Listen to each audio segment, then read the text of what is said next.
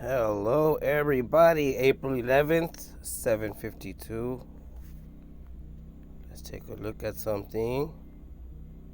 Today we'll do something different. I'm not gonna do the news things. Okay. I have stuff from like 6 years ago here, which is I'll bring up later on. Because like 6 years ago, I was doing an installation. In between 2016 through 2018, Vaughn's pharmacies were redid all of their countertops and added the plexiglass way before this COVID-19 stuff hit. So it seemed weird, and it was done during graveyard. I would show up at graveyard and I would run I would remove all of their POS systems, and then construction crew would come, demolish. Well, one crew would come and demolish the cabinets, and then another carpenter crew would come and install new cabinets, and the plexiglass was way more higher, and the customer was pushed more farther away from the customer service.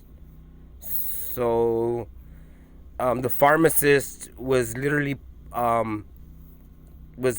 isolated from the customers, and like I said, this was between 2016 to 2018, and I have photos of all that, and so I did that for like a good year and a half, and it was all graveyard. They didn't want no one watching anyone.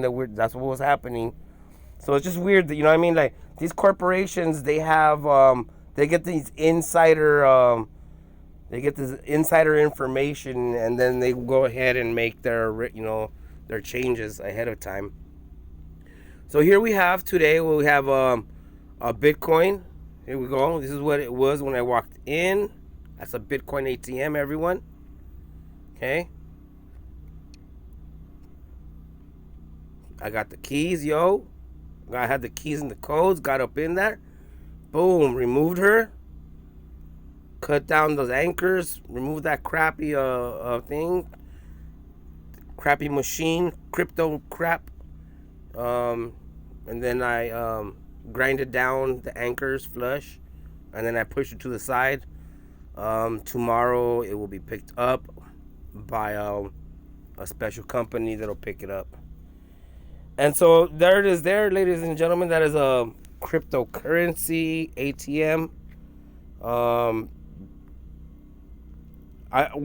Doing those, I had to make this time. I had to make a video about it because doing this makes me feel so good. Decommissioning that stuff makes me feel so good, and we're gonna go over why. And look, the human robots still, they keep popping up. So we're gonna go over right. And so let me see. So from my understanding, there's like proof of work and proof of stake. But we're gonna go ahead and start proof of work. And we'll go over that real quick, so you guys can get an understanding of what. Look, this is really bad. This ideology where you're playing make believe that some digital, these ones and zeros are somehow valuable, and it's literally it's just ridiculous. It's totally imaginary. There's no value in any of this. And we'll go over this, and I'll explain it as we go. So let's go with the first one. This one says a year ago. Let's see if we have anything sooner. There's this one right here, 8 years ago. That's proof of stake. I don't want to get into proof of stake yet. Proof of work. Con sometimes kind of slow. We need something.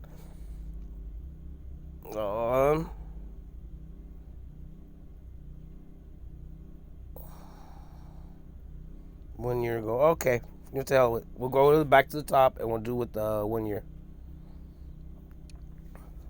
And consensus mechanisms. Because to understand what proof of work is, What is proof of work? Whether you're new to cryptocurrency or you've been doing research for a while, you've most likely heard the debate between proof of work and its counterpart, proof of stake. If you're interested in learning more about proof of stake, check out our video that we just published over it. Now, some investors think proof of... Now watch. This is, you could tell this is basically a scam, because it doesn't matter where you check or what you hear, they're all going to repeat some type of script. All pyramid schemes follow a script. You know, they say something to get people excited, and they all say the same thing. They all like recite the same fucking thing, but nobody actually questions what they're reciting or what they're repeating. This is another form of pseudoscience, and this is really bad because this deals with social engineering and social economics, and literally value. Like, what do you value in life? This is really bad, guys. And you know what? Today, as I moved that Bitcoin, that Bitcoin ATM, the store owner who told me that he was getting somewhere close to $300 a month just to have it in the store, he said that he had it there for a whole year, and out of that whole year, only one person that went in there to use the Bitcoin thing ever bought something from his own actual store. And the other people that would show up were always snobby or always had a bad attitude. That Bitcoin ATM thing had connectivity issues, which I've said it over and over. I've made videos on my other YouTube, on my Simon Ramos YouTube that's more about my business. And I've have videos explaining there. There was an internet outage a few months back, about half a year ago maybe, I think. And I was running around having to prove networks back, you know, just to make sure that everyone gets paid some type of money back from the service provider, internet service provider.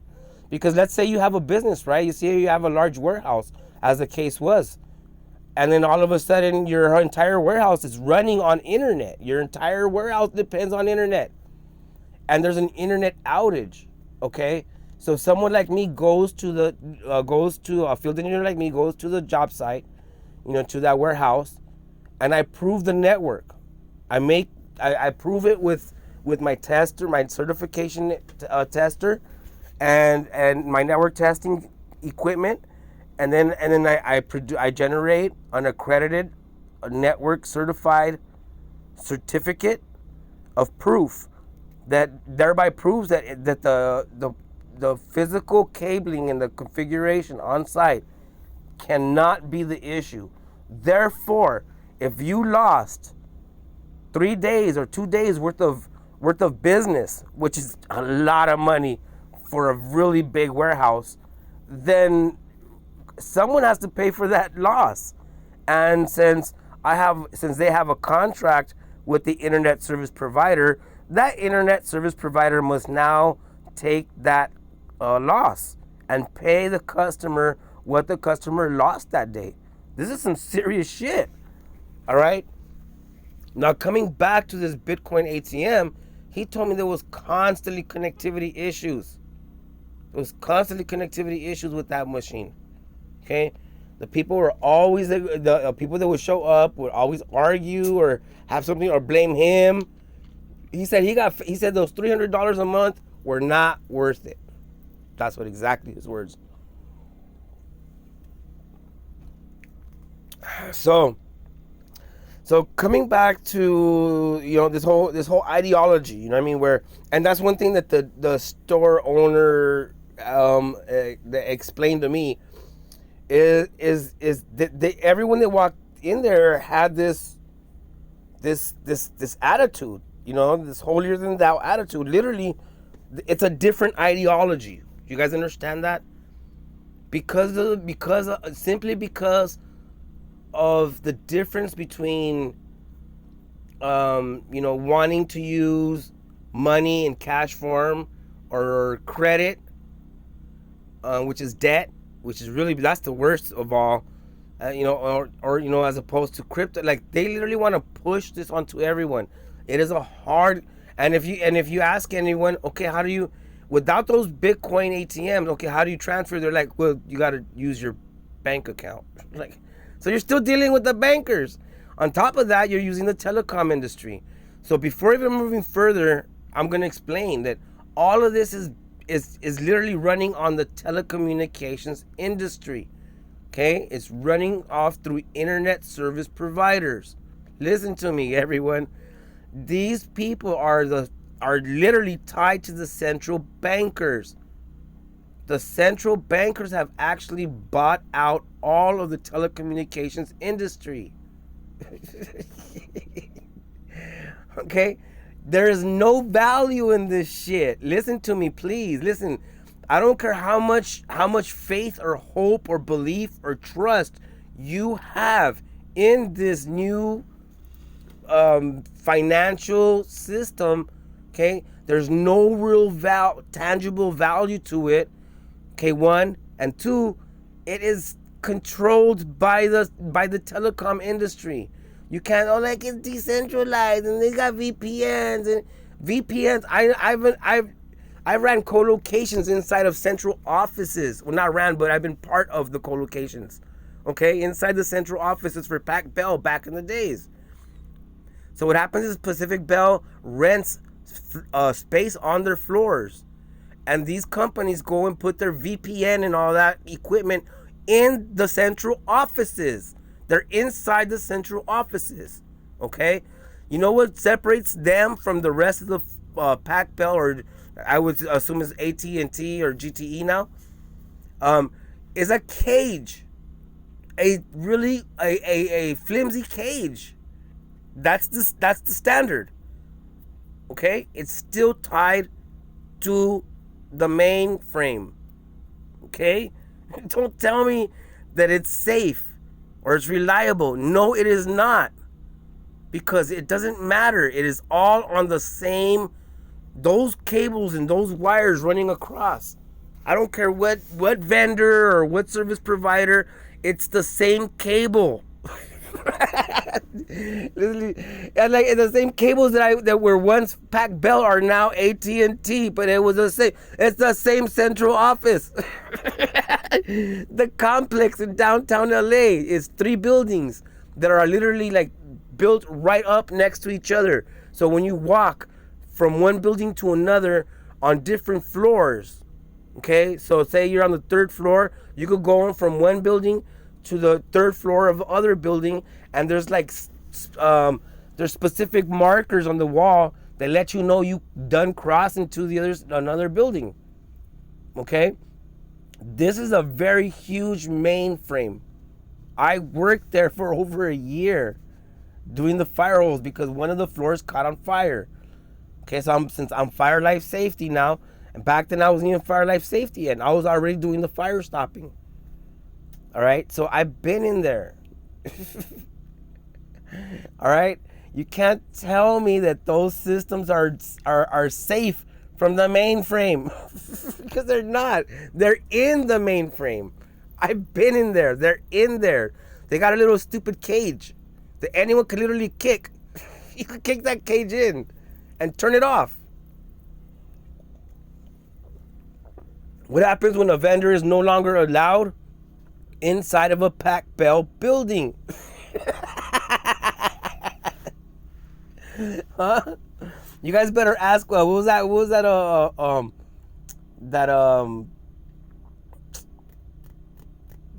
That social media website, Parler? Is it Parler? Oh yeah, they sure were safe, huh? They were safe from the mainstream media assholes, huh? They swore they got shut down. Come on, man. It was over that Trump stuff or something like that. I can't even remember. Point being, it's on the same cable line. It's on the same wires. Those wires and cable lines are not owned by the vendors. They're owned by the original people that installed all that stuff from the very beginning, which was always AT&T. If you guys don't know what AT&T is, it means American Telegraph and Telephone. Those wires have been there since telegraph, guys. All right, they've been sending signals across the Atlantic since with telegraph since like the 1800s. All right, knock all that shit off. So let's watch this proof of work. All right, now listen to me, okay? When you start seeing Bitcoin ATMs being decommissioned, exactly like on Vaughn's, when you started seeing those old cabinetries being decommissioned, they started putting new stuff up. They were putting with large plexiglass, and when we were doing it, we're like, I guess there's like a hard flu season coming up soon. Okay, now listen to me. If I'm removing these Bitcoin ATMs, it's for a reason. Work is better. And while it does have features that aren't desirable, it was the very first consensus mechanism, and the big bad Bitcoin model still uses it. So keep watching to learn exactly what proof of work is and why it's still a leading model for the crypto community. So first, let's understand consensus mechanisms. Because to understand what proof of work is, first we need to know what a consensus model is and why it is needed. In a normal database system that holds information, for example, a medical report cards, a single person or a computer is given the responsibility to manage the entire database. It is only their job to update. That is a central banker sitting right there on his ass, chilling. That's what they're showing right there. And the globe to the right, you know what I mean, is someone that's like, oh, they're tired of putting up with their crap. But I'll explain why this is total bullshit in the long run. Maintain, delete, and add new patient information to the database. In fact, nobody else has access to it. Technically, if they wanted to, they could delete your account, or they could say that you owe them $10,000 at their will. For blockchains, this is completely different. Being what is called a distributed ledger, this technology is what we call self-governing, which means there isn't one person. Okay, where did these blockchains come from? The very first, in order for these blockchains to exist, it's just basically a chain. It's just a bunch of blocks chained together, is what they're saying, right? Okay, the very first blockchain, all right? Who made that? They're like, this technology and distributed ledger. You can control it or make changes. Instead, contributions come from all of the hundreds of thousands of users who participate in the network to make it function properly. If one person said that you owed them $10,000, they would be quickly outed as a fraud by the rest of the people on the network that are checking them. This is the first benefit of a consensus model. In an ever-changing system like the blockchain, you need a reliable, fair, real-time... So what they're saying, this was started by a group of people.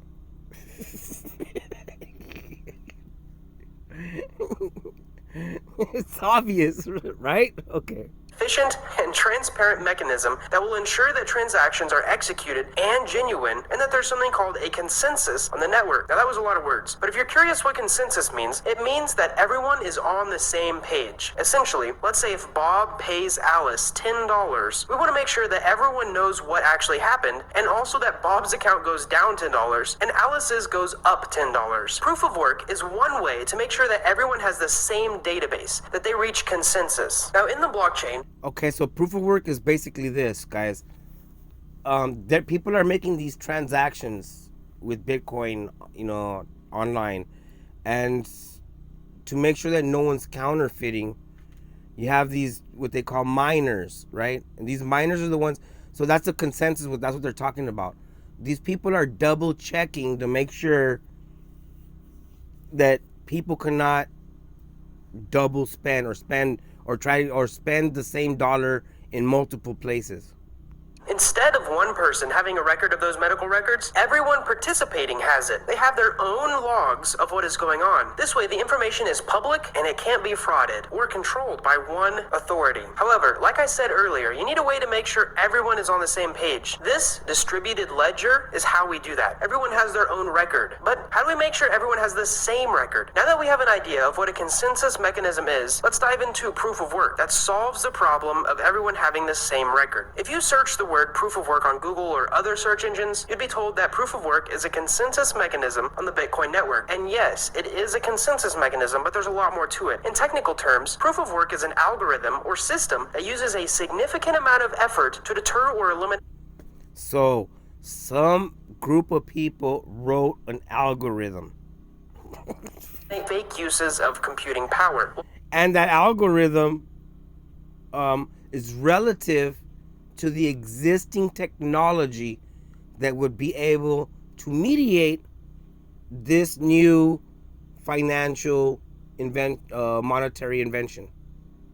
Launched on the Bitcoin network in 2009, Proof of Work was designed to solve the problems of double spending, which, if unchecked, could be a major issue for crypto projects. You might be asking, what is double spending? Well, let's say that Bob has $10. Basically, we want to make sure that Bob doesn't pay Alice $10 and then go and pay Sally $10 as well, even when he only had $10 to start with. One of the jobs of Proof of Work is to ensure that this does not happen. Well, this is easier on a centralized system because of the central authority, or in other words, one person can check and make sure that it didn't happen just by looking at their records. It is much more difficult and harder and even trickier to solve this problem on the blockchain, where millions of people have their own record. Double spending on a network is bad because it makes duplicate coins, it reduces the value of the coin, and it basically makes the currency worthless.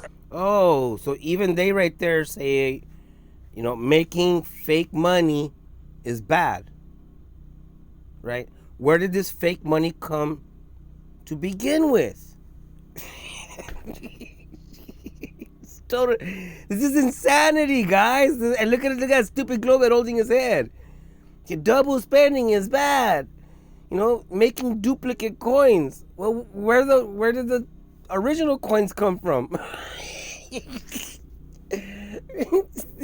Did the mighty algorithm just magically make these coins? Yes. And unpredictable. So let's go into how Proof of Work works. Bitcoin, like every other crypto project, is blockchain based. Being a decentralized ledger, and you can actually watch our video about decentralized finance if you're curious what some of these terms mean, this technology is tasked with the responsibility of storing information permanently and safely. And as the name implies, blockchain comprises blocks, which are then verified and then added to the network's chain. Each of the blocks contain information of the recent transactions verified. So basically what a block is it is literally just a list of transactions in a specific time period. For example, one block might have Bob pays Alice. Again, if this is a list of transactions, where did the beginning start? The first list, who's holding the list? They're like, yeah, everyone's holding the list. Okay, then how did it start? Yeah. If everyone's holding the list, how did it start? If everyone's holding the list, who started it? These are simple questions, guys. Simple critical thinking that lets you know that this is totally insane. $10, Alice pays Sally $5, and Alice pays Bob $5. Now, in reality, a real block can contain all the way up to 100 transactions, but you get the idea. Now, this means you can go back and see every transaction on the blockchain where the very first dollar came from. And the important... Oh, wow, really? So basically, you're being tracked. It's not decentralized, but you're still being tracked. Okay. One part is new blocks are directly tied to the previous block, which makes it a chain. Now miners, which are just people using their computers to participate in the network to add new blocks, execute proof of work each time that a new block is added. And it takes roughly 10 minutes on average on the Bitcoin network for miners to find the winning proof of work to validate transactions. Now you might be wondering, what is actually happening when a Bitcoin block gets mined or validated? Well, it is actually some really difficult guesswork. There are essentially a ton of computers around the world guessing randomly until it hits that block's password, and then it's verified. The passwords can't be predicted. Listen to this shit, guys. Oh god, that's hilarious. So everyone's just playing make-believe and guessing a bunch of random numbers, and then it's the lottery. It's literally, this is a scam, guys. It's the lottery. They just said it right there. You're guessing a bunch of random numbers, and if you get the right number, you win. Yay! It's the lottery. But they can only be guessed. And you can check it very quickly, though, to make sure. And look, guys. Okay? None of cryptocurrency is guaranteed at all in any way or form. None of it. There is no guarantee at all. There is nothing to back up. If they turned off, if they were like, oops, we accidentally disconnected the main central router for all of the main grid, if there was such a thing, then it would, then all of a sudden, boom, everyone just loses their money.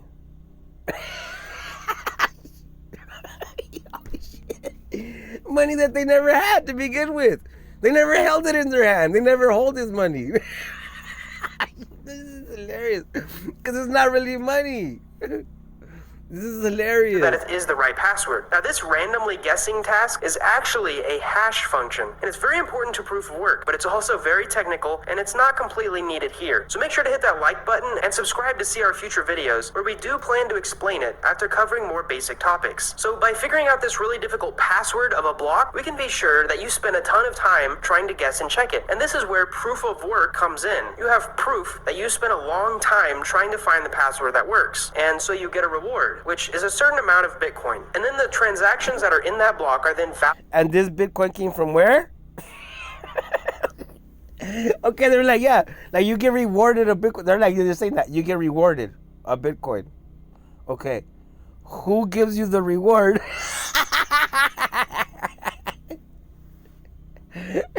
Holy shit! It's like you win it. Okay.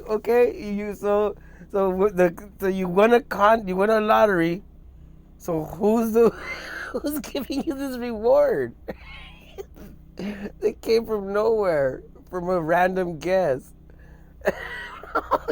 validated, and the records of everyone on the network are updated to the new blocks. So let's move on to some of the features of the proof of work mechanism. Number one, it's secure. The singular purpose of integrating this system into crypto projects is to offer a reliable, safe, permanent, fair, and transparent system that will form a consensus. There they go. See, this is what I'm talking about. He said that before, and I bet, and they'll say the same shit on any other, like, you know, what is proof of work? How does proof of work work? Or how to explain proof of work? Proof of work for dummies. Proof of work explained in 3 minutes. Proof of work. Like, they're all gonna say that secure, reliable, safe, permanent, transparent, consensus.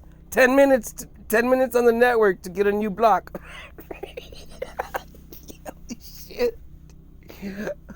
Holy shit, dude. Based on network participants' contributions. So proof of work, like any mechanism consensus, is secure. Misbehavior from a miner on a proof of work mechanism may result in being cut off from attempting to add new blocks in the future. Also, carrying an attack on this system would take a ton of money and computing power. For example, to create fraudulent transactions, you would need to control 51% of the network's power, which is equal to hundreds. That's another number you'll see. That 51%. They're all... Every single episode or every single one of these skits or, you know, YouTube explanations will say the same thing. 51%. 10 minutes on average to find a new block. Secure, reliable, safe, permanent, fair, transparent, consensus mechanism.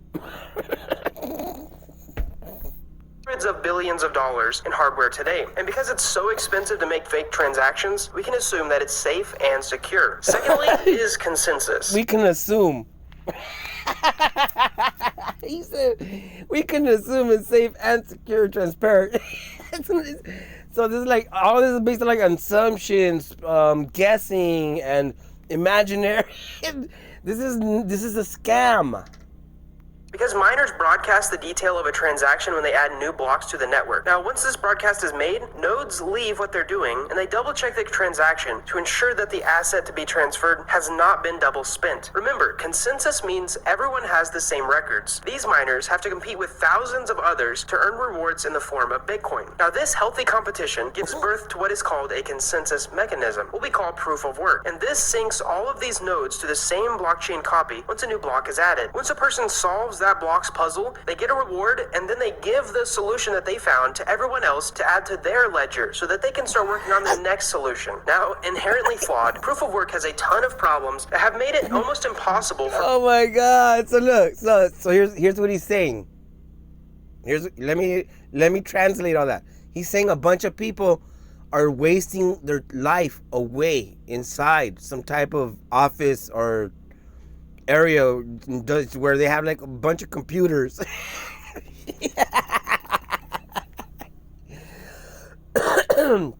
They're spending tons of time, tons of energy, sitting there, not being productive in life. Holy shit, this is hilarious. Isolated, not talking to others, fucking like trying to get that lottery ticket again. Oh, he's gonna get the lottery. He's gonna get the lottery. He's in his basement. He's gonna get the lottery. He's gonna get sooner, any minute now, any minute, any second. These computers are gonna give him that lottery. That he's gonna win a bit. He's gonna win that little Bitcoin. Oh, shit.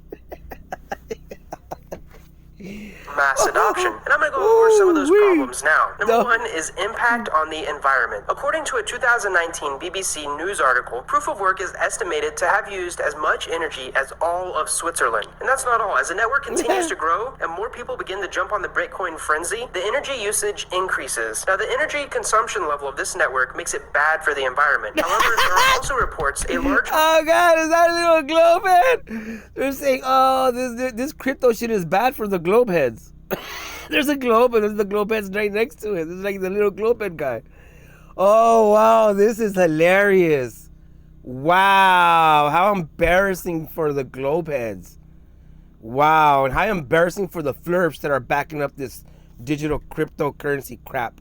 Majority of miners are starting to use renewable energy, such as solar panels, to power their mining operations. Another problem of proof of work is its inability to scale. The crypto market is growing at an unprecedented rate, and it has opened up opportunities for us individuals to make real money, either as traders or miners on these networks. And with a 24-hour trading volume of around $50 billion, the market is booming. But remember, one block is solved around every 10 minutes, and these blocks do have a transaction limit. So at peak times, the fee to send money over a proof of work blockchain can be very high, even more than whatever the amount of money you're trying to send. For example, you might try to send $10 to your friend, but you have to pay a $20 transaction fee, bringing the total to $30. And lastly, a problem of proof of work consensus is no penalties. Now, the proof of work consensus acts as a central authority or sole administrator on a blockchain network, and a traditional authority or administrator tasked with the managing. That's why earlier, yeah, that's right.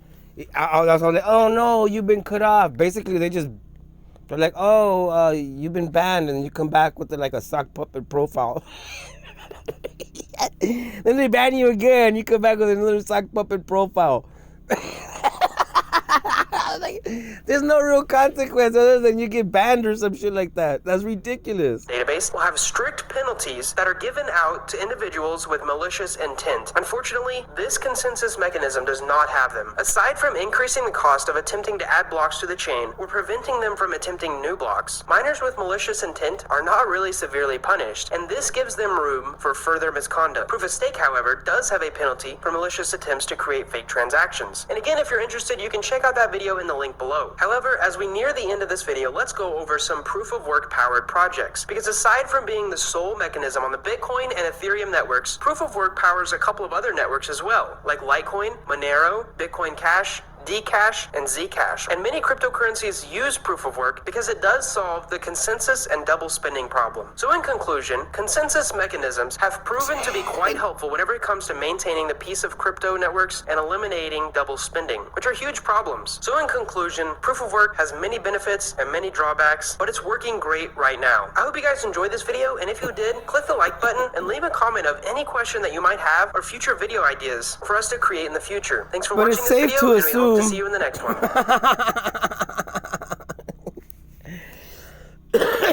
But it's safe to assume. Let's check this one out. This is 8 months ago. What is proof of stake?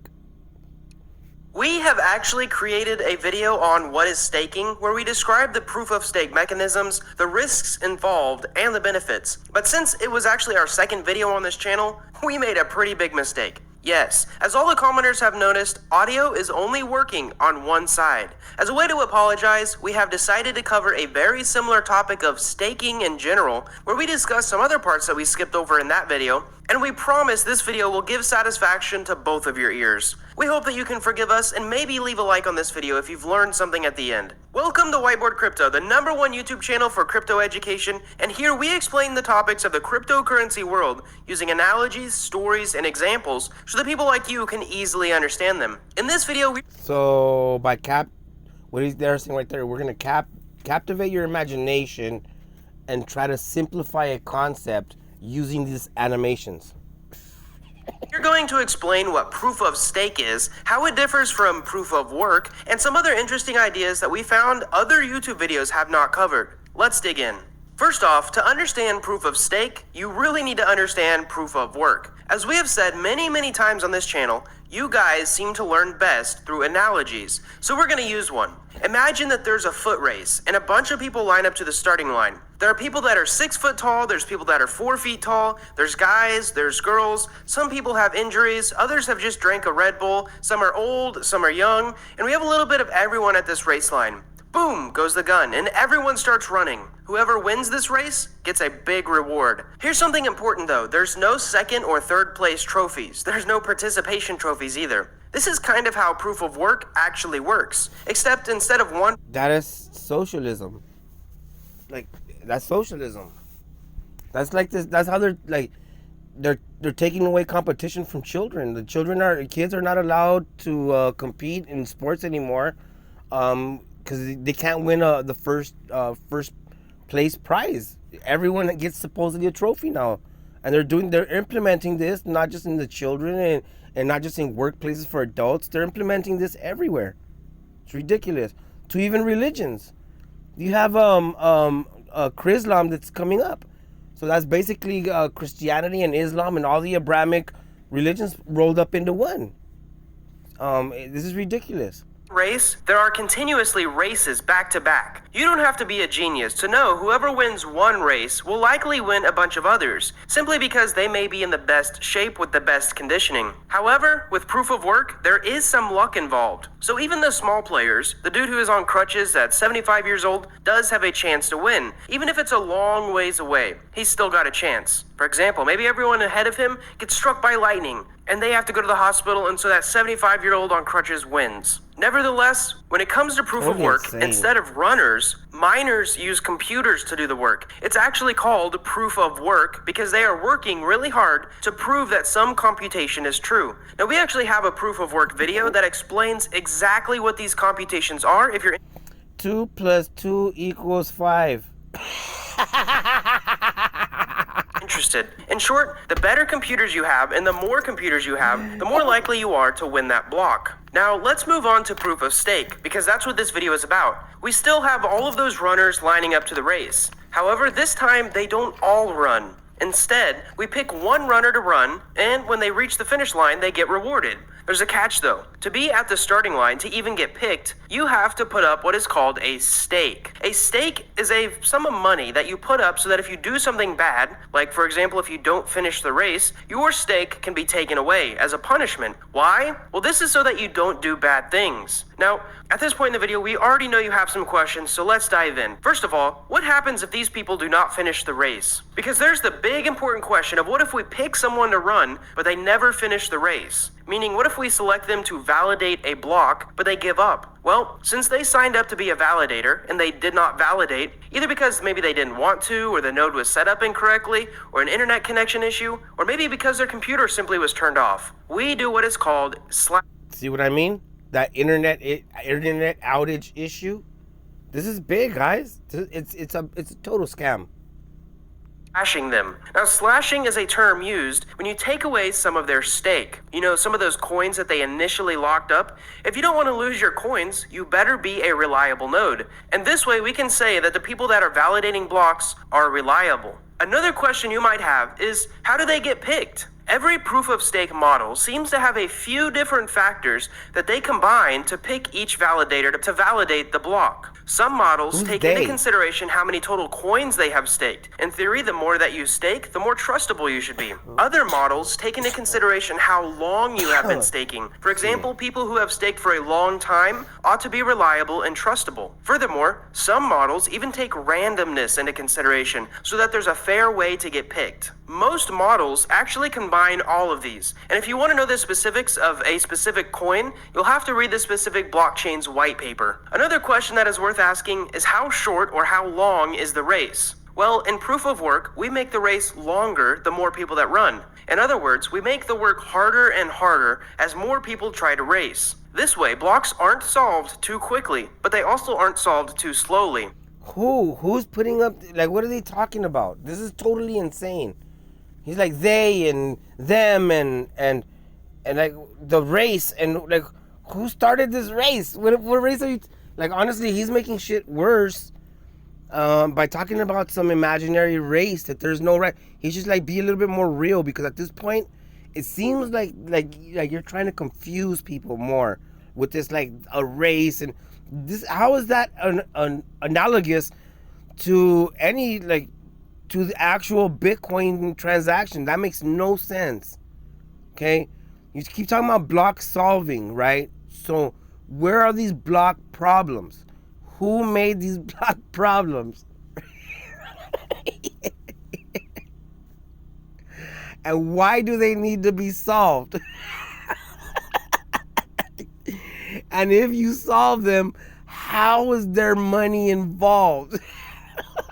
Holy shit. They're like, if you solve this blockchain problem, you get a Bitcoin. You're like, first of all, no, you don't tangibly get a Bitcoin because it doesn't exist.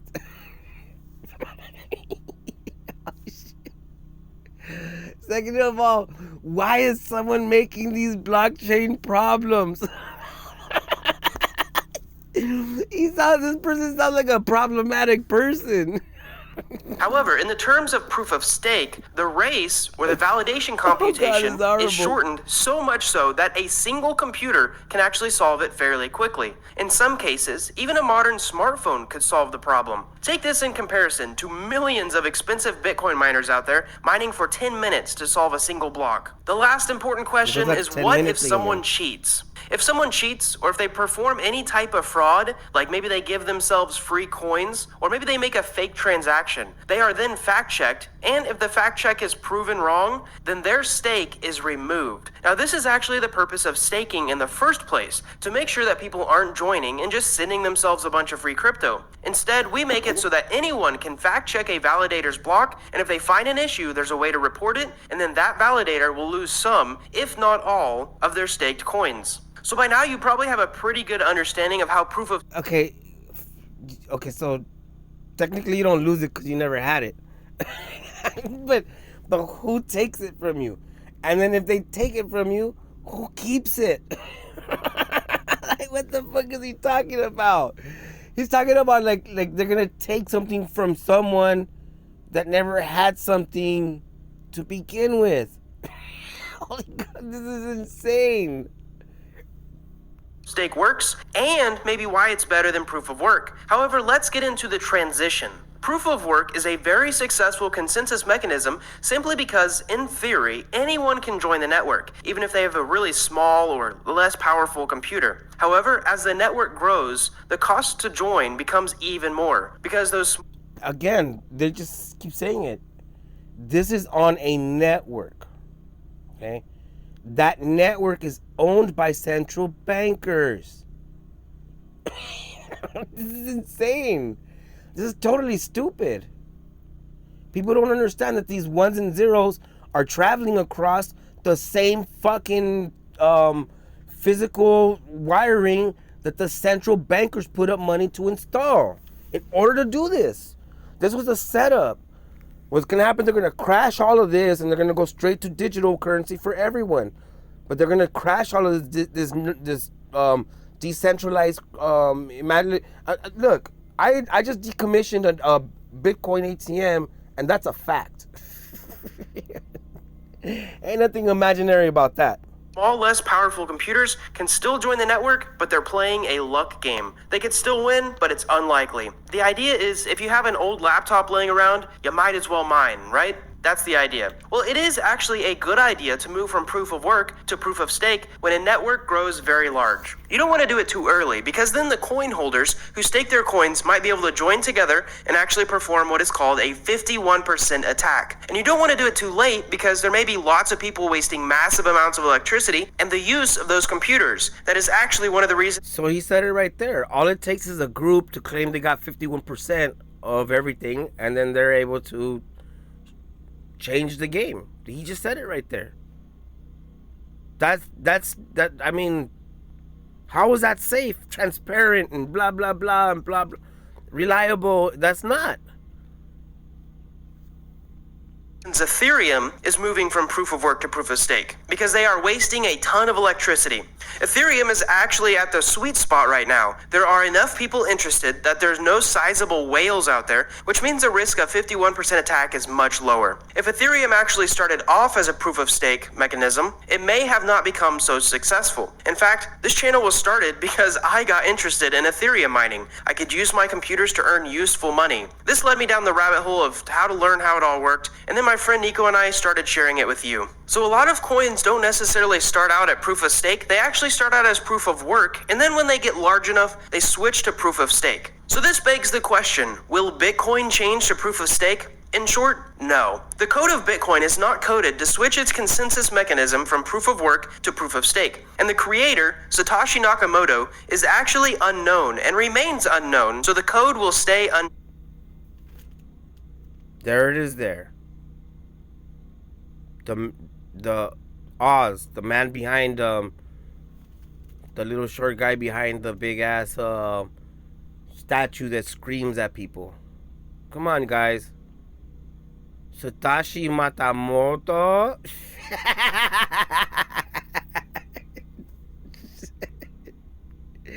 changed. The only way that Bitcoin could switch to proof of stake is through what is called a fork. And if you don't know what a fork is, definitely subscribe because our video on forks is coming out pretty soon. So what would it take to change Bitcoin to proof of stake? In fact, Bitcoin is only changed if there is a fork. Now basically a fork is a change in code. And for that code to be accepted to be changed, we would need 51% of everyone in the Bitcoin network to agree to the change for it to actually change. If 51% of the entire network agreed, the code that is running Bitcoin could change to proof of stake. But that is highly unlikely because a large majority of the Bitcoin community wants to keep the code as original and pure as possible. In a sense, they want to keep the code the same as it was written as much as possible other than fixing major bugs. Now, let's talk about economics, because there are economics involved with proof of work and proof of stake. In proof of work, you are basically investing in computer hardware and electricity. Now, this incentivizes people to find a way to get cheaper electricity that we hope is cleaner, but in reality, there's no reason that miners should use clean energy unless it's more affordable. In terms of computer hardware, we saw what profitable Ethereum mining actually did to graphic card prices. In fact, prices of GPUs that are a few years old are higher than the original MSRP that they sold at simply because I mean, you could easily see right here who would have who would benefit from all of this and who wouldn't. Like, they're literally showing it right there. Could earn such a high return. This incentivizes the growth of faster computing and the increase of production for equipment manufacturers. In proof of stake, however, what is incentivized? Well, to become a miner, you simply have to buy the coin. You do have to have some specific hardware, but that's usually not that expensive to buy. So instead of investing in the hardware and electricity, you are actually investing in the native coin itself, which, by supply and demand, would put a lot more demand on the coin since it can... And what they're saying right there, you're going to use dollar bills, try to buy a Bitcoin, and then hopefully you resell that Bitcoin later on for more dollar bills than you actually invested, which is insane. That's crazy shit right there. That's a scam all the way around. Actually produce an income. This means switching from proof of work should increase the price of a coin by inherently increasing the value of what that coin can do. So lastly, we want to talk about something called delegated proof of stake, which is like proof of stake's cousin. Instead of setting up a validator node yourself, hoping that your computer stays online all the time and that your internet connection is reliable, you can actually stake your coins and then use your voting power to delegate to someone else who has that validator node set up correctly. This way, you can vote without needing special equipment or knowledge. Delegated proof of stake has its benefits and its drawbacks, and if we get enough comments on this video about it, maybe we'll create a specific video on it. I think that about wraps it up for this video on proof of stake. If you want to learn... That's like a stockbroker. Well, there it is, you guys. It's totally insane. You guys can go off, on your own and look at all this stuff up. This proof of work and proof of stake, and you'll see that they'll keep saying the same, they'll say the same terms over and over. They're all reciting some crap that someone made up that they don't even know where he's at or if he even exists, or it's just totally insane. Again, it's meant to be used on the existing telecommunications infrastructure. It's only obvious that if I owned the telecommunications infrastructure and invented that Bitcoin crap, and then I had you invest money to buy some imaginary coins that don't exist and that you cannot tangibly hold in your hand, and then within, say, 5 years, I decide to crash that system, I made a lot of money while you just wasted all your money based on faith and hope, assumptions, guessing, some lottery, get rich quick type of crap. There it is. There you go, everyone. All right. Do you guys even science, bro?